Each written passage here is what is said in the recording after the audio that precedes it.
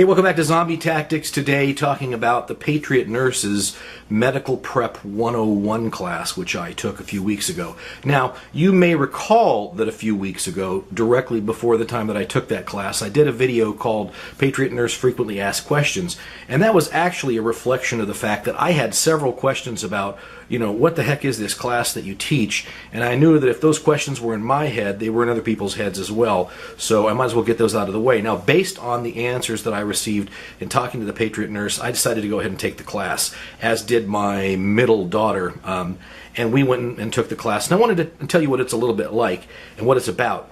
But before I do that, I kind of have to, by contrast, tell you what the class is not.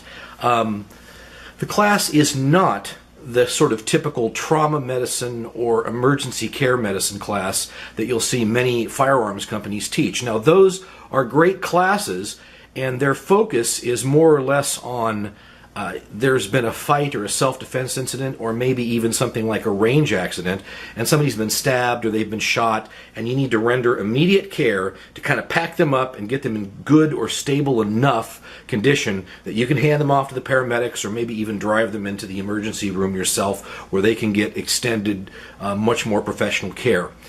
That's not this class. In contrast, what this class is it's designed for the person who may find themselves in a position where they are the only person on the scene with any kind of medical knowledge whatsoever for an extended period of time. Now, that could be something like a natural disaster of the kinds that we've seen. It could be the ever-popular preppers, SHTF situation where there's a more or less a complete collapse of society and you don't have access to a doctor.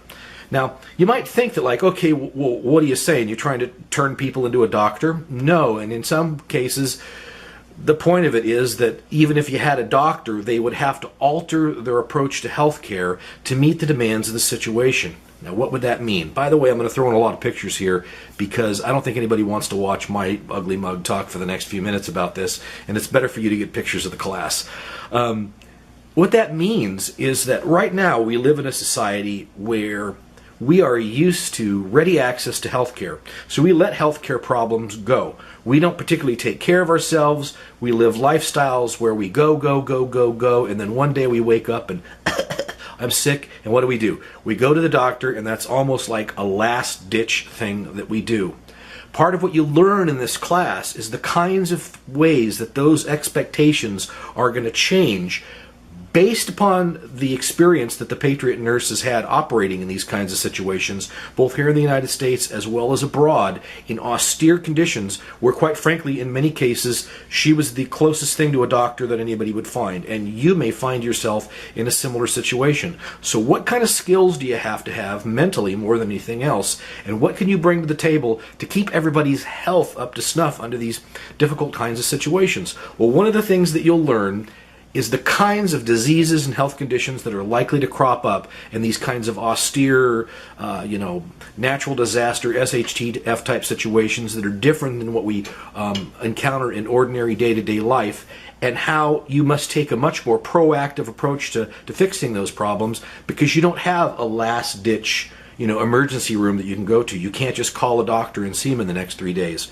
So lots of information about managing health in general, about how to make sure that you don't get those tiny problems that turn into big problems. Instead of, getting the cut and waiting for it to get infected and then go to the doctor and get the tetanus shot and this, that, and the other thing, let's make sure that we take care of that cut, for instance, right away, exactly the right way, according to what the circumstances demand. Now, in addition to that, we did a number of blocks that had to do with specific situations she's had, managing different kinds of emergency health situations or health situations where just our standard approach to healthcare isn't going to do it, including a couple of stories that she's had in her experience where someone's life was directly saved, either through her efforts or the efforts of someone who has taken this class. So we'll learn about things like the most common kinds of diseases that you'll experience, how to see them early so that you can manage that problem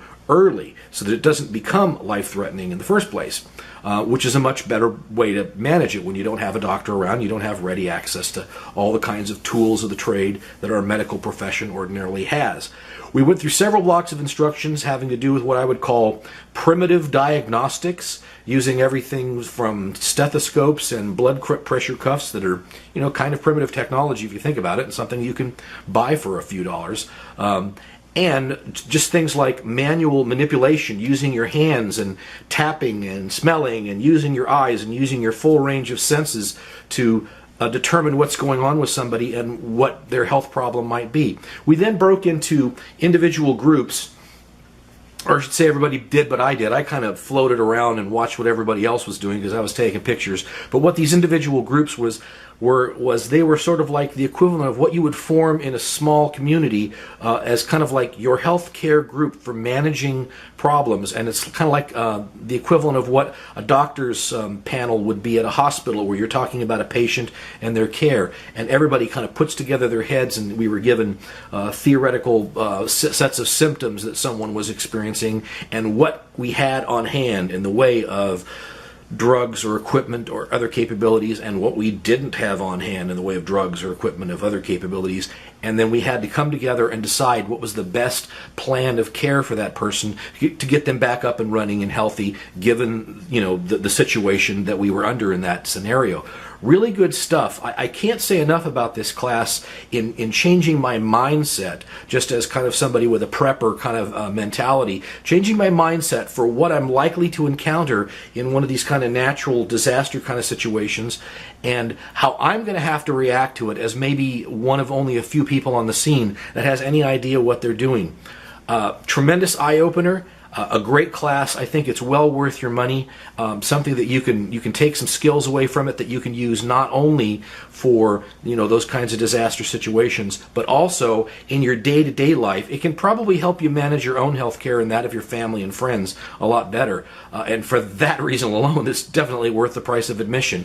I'm going to stop talking here, and I'm going to let other students in the class, some of whom are health professionals themselves, talk about what value they got out of this class, and then we're out of here. That's Zombie Tactics for today, and as always, keep your powder dry and aim for the head. We'll see you next time. Bye-bye. So Stephanie, Medical Prep 101 with the Patriot Nurse. What do you think?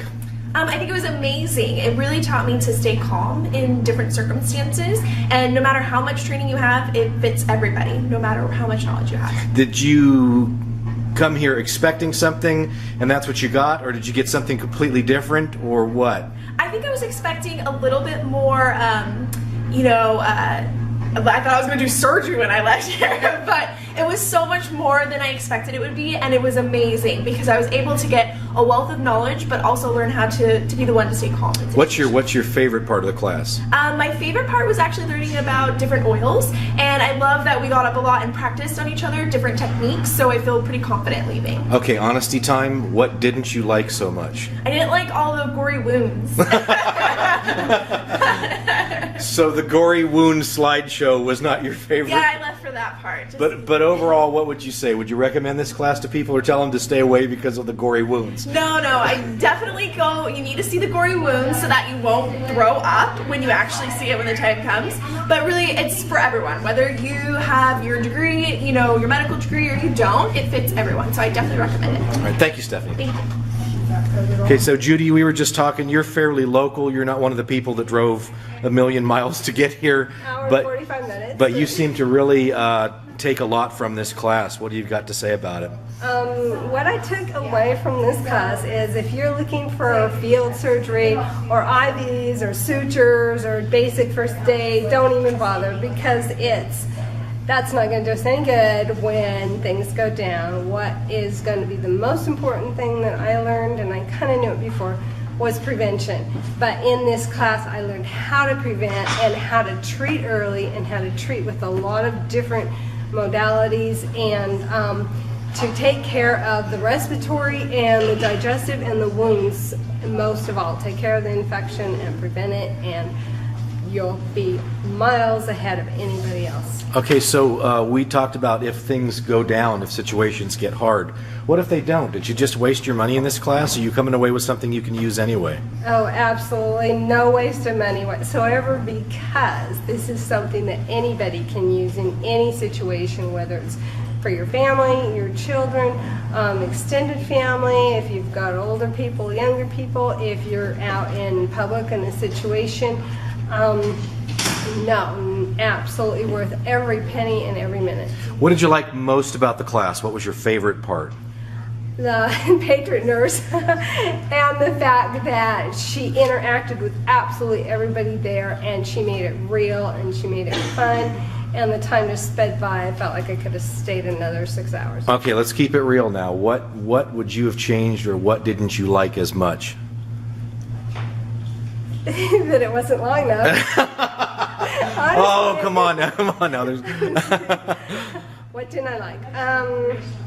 Absolutely can't think of anything at all. That was it. Maybe some of the inner talking that was going on with people, you know, that you couldn't concentrate on her. But other than that, no, I wouldn't change a thing. I can't wait to take the next one. So this was class 101. Sounds like you're chomping at the bit to take 201. Oh, definitely. All right, Most thanks. Definitely. Thanks, Judy. Thank you. Okay, so Jennifer, you've been watching me interview other folks about the class. Everybody seems to love it so far. I bet you're the one that's going to give me the real scoop about how this was a waste of time and you shouldn't have even come. Isn't that right? Yeah, that's wrong. It's wrong. That's wrong. You're ruining my whole investigative journalism I'm trip. sorry. You're going to have to look elsewhere for that, because I really enjoyed it. And I learned so much, and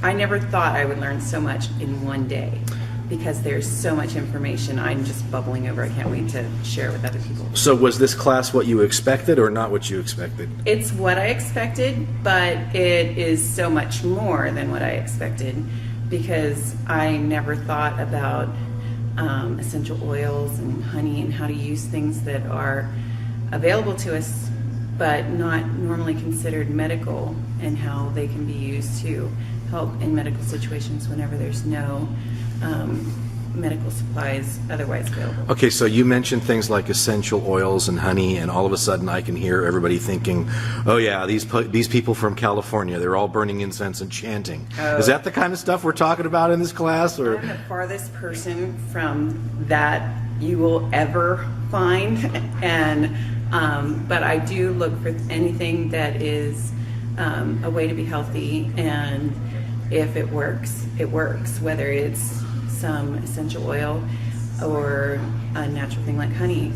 If it works, I'm not going to discount it. And if a lot of the medications that are available are derived from natural things, but they're just named differently. So some of these things are what you get from a pharmacy, but in their natural form. So I prefer it the natural. So it probably meant a lot to you that we were doing things like referring to standard medical references and stuff like that, and not just some weird book that some weird guy wrote or something. Some guru? Yes, some guru someplace.